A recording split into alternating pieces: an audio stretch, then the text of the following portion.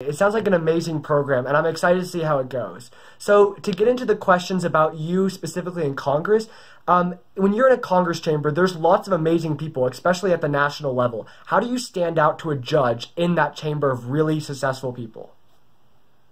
So I think the big thing is being able to understand your role in the debate. And I think that this is something that sometimes gets lost in Congress because since it's such an individual-based event, we often forget that it's actually a debate that's going on between the affirmation and the negation. Mm-hmm. So I think the big thing to stand out to judges is being able to understand your role in the debate. That means that if you're a sponsor on the legislation, it's being able to understand what you have to do as a sponsor in setting up the framework for the debate and setting the context behind the legislation and explaining what the legislation does. That means if you're a middle round speaker, understanding what arguments are being contested at this point in the debate and what questions are the most important ones and making sure that you answer those questions.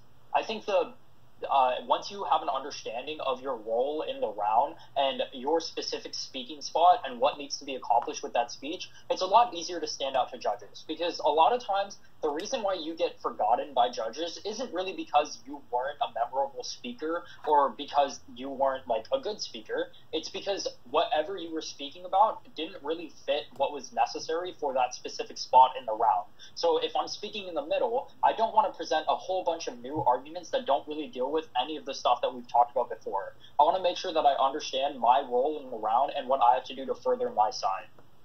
Definitely. And well, speaking about that, since you talked about how like you have to have your different speeches for different times, do you have speeches prepared going in, or do you have like data that can be generally used in different spots, or how do you specifically prep for going into a Congress round? So the way that I prepare is I generally have 2 to 3 arguments that are entirely prepared with my claim, my warrant, my evidence, and my impact all written out and ready to go. And then if I'm speaking in the earlier half of the round or in a few of the earlier cycles, I'll be just giving those speeches based on those arguments and then moving in a little bit of clash here and there. And then as I get later and later, sometimes I'll pull the data out of the argument and then scrap the rest of it, so I only need to use the data with my refutations. Sometimes I'll keep one of the arguments and scrap the other 2 or the other 1 and then only give refutations in that spot and then go on to the other argument later. Or sometimes I'll just be moving things around into the arguments themselves. So sometimes I'll just put refutations in the middle of those arguments as I'm speaking later. So the way that I come prepared to the round is prepared to give an early round speech with all my arguments prepared. And then if I decide I want to speak later that round, or if I decide I want to speak earlier that round, I adapt to the speech based on that. Definitely. And in terms of questions, do you have like a base set of questions going in, or do you just listen to the speech and based on the speech ask the questions? So I think this is a really good question. I kind of have 2 different mindsets when I'm questioning, and that is sometimes I'll be questioning in order to further my own arguments, and sometimes I'll be questioning in order to attack the arguments that were just presented or in order to further clarify them.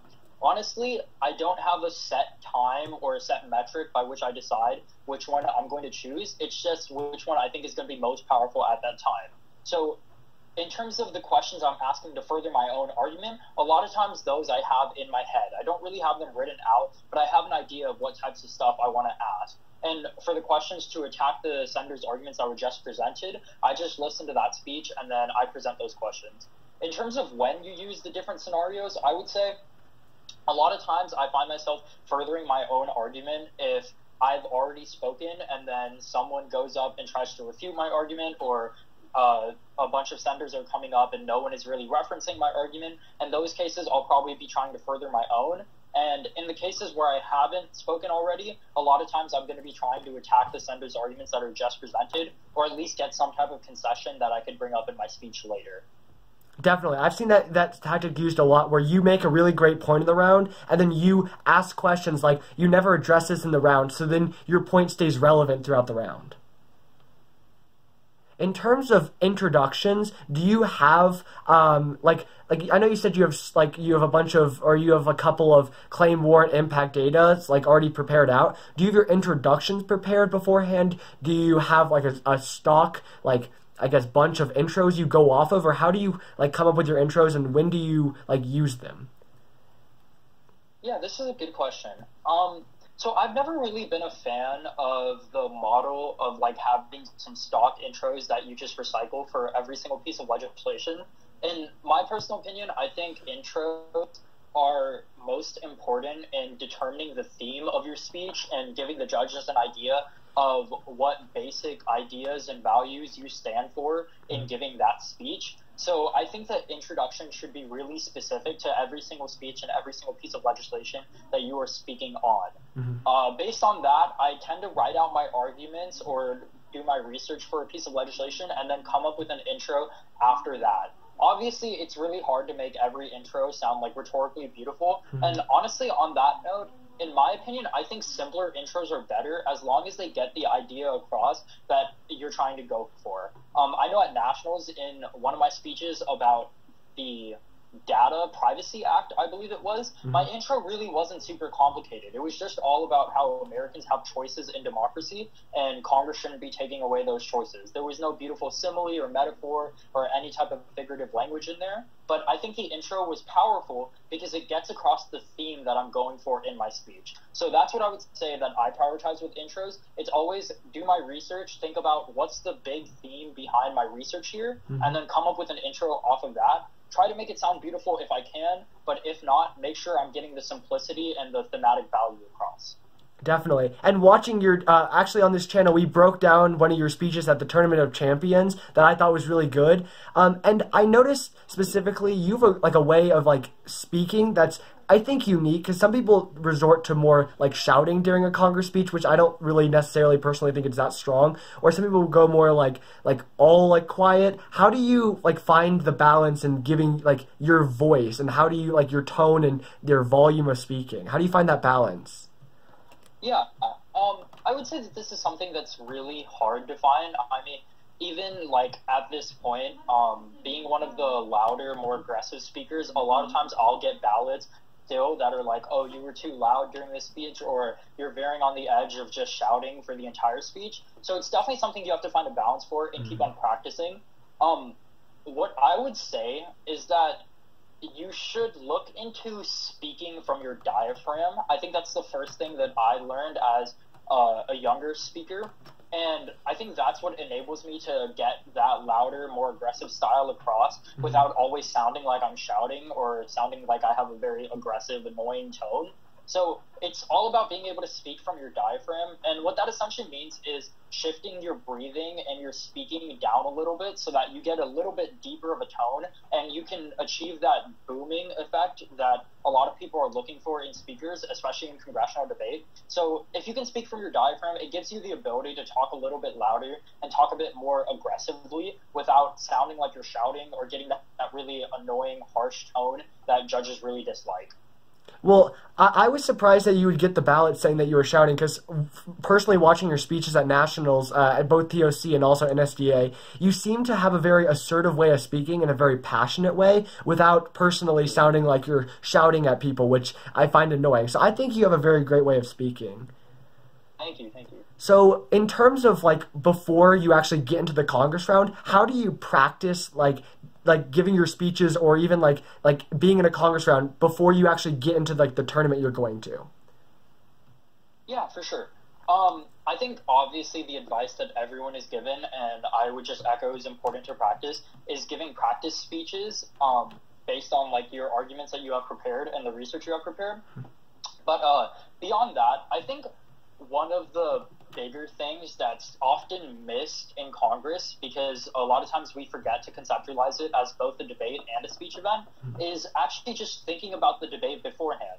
So this is something that's really common in every other debate event, because they prep blocks in every other debate event, and they prep A2s and all of that. So they think about what arguments are going to be brought up by the other side in this debate, what do I need to prepare for, what do I need to possibly preemptively attack, and what do I need to talk about before it even gets brought up.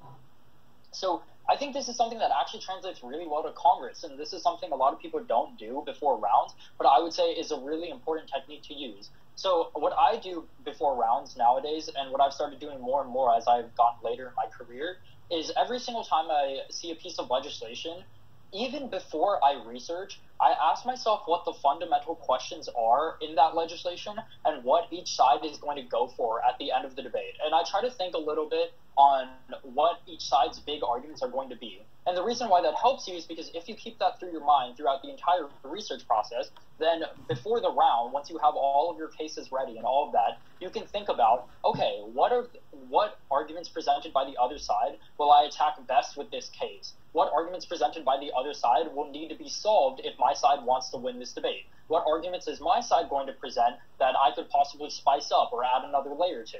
And kind of having those questions and asking yourself and then coming up with answers for them really helps you a lot on the more content-heavy side of the debate. I think speaking is really important in Congress, but I think speaking advice tends to be on the simpler side. You can watch yourself speak, you can take a video of that, and then you can give practice speeches, and there's all of that. On the content side, it's a little bit harder to conceptualize in Congress since there's so many people you're going up against. So I would say it's important that you dedicate a lot of time to each specific piece of legislation and think about, okay, what on the content side do I need to push for in order to rank well in this round?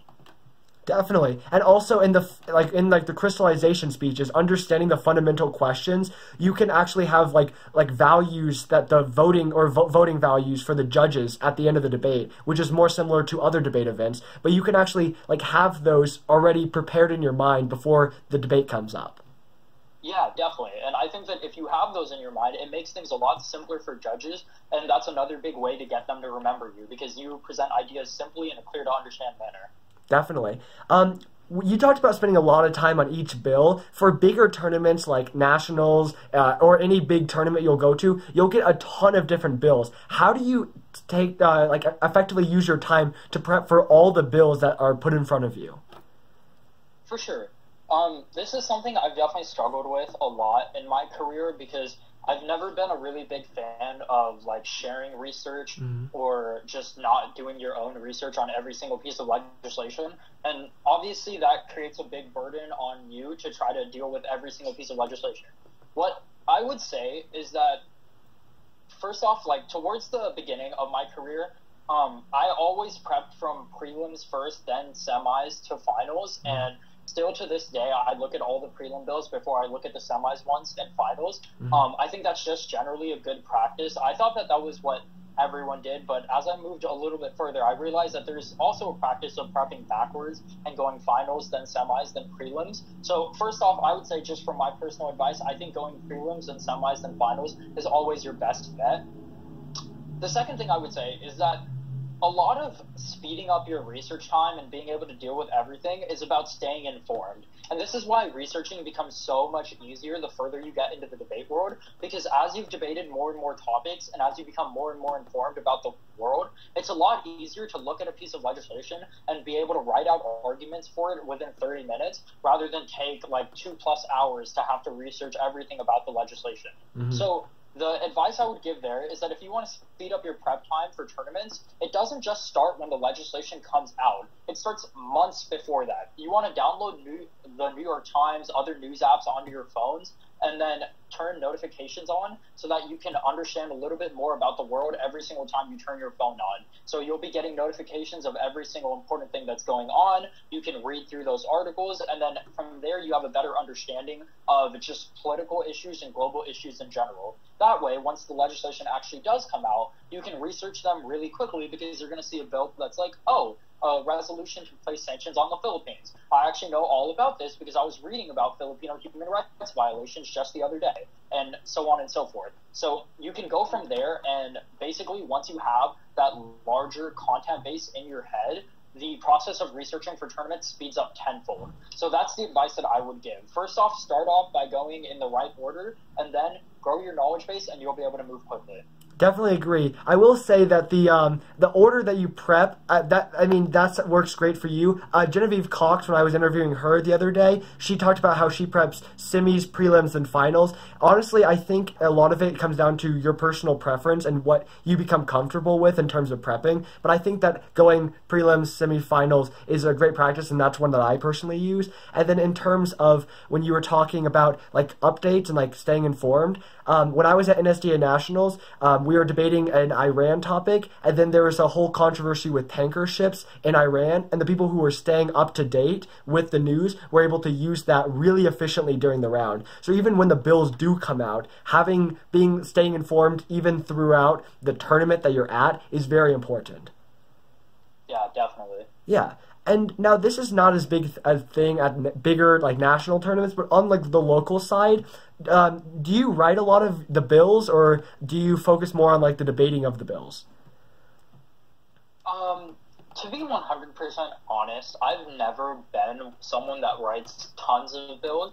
On the local side, I definitely have written a few of them that we've debated at tournaments, but I've never just been someone that has like a bunch of ideas that I always put into a piece of legislation.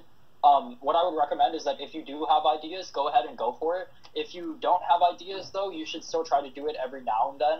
And the way that I would recommend that are either go onto think tanks, go onto news sites, go onto things like that, read up on issues, and then try to conceptualize some type of solution that you think would be fun to debate. Or B, take legislation from the real Congress and look at that and then try to boil it down to simpler versions that would be fun to debate. Definitely. When you get up and speak in front of people, do you experience a lot of nerves when you do that? And if so, how do you overcome that fear of public speaking? So nowadays I don't really, and that's honestly, I would only say because of experience. Definitely for my freshman and sophomore year in debate, which were my first 2 years in debate and public speaking, like in general, I always used to be super nervous before rounds. It didn't matter how many people were in the audience, like no one could be watching and I would still be nervous about speaking. So I think it's something that really comes just with more and more experience. But also something I would say that doesn't really get talked about a lot is that your nerves will go down the more and more passionate and educated you are on a certain topic. So I think that's something I began to realize towards the end of sophomore year, is that on any topic where I felt like my research was very strong, or I felt like I really knew a lot about the topic, or I even felt just very passionate about it and I wanted to speak about a lot, my nerves weren't like even close to as inhibiting as they were with other rounds where I wasn't necessarily as confident.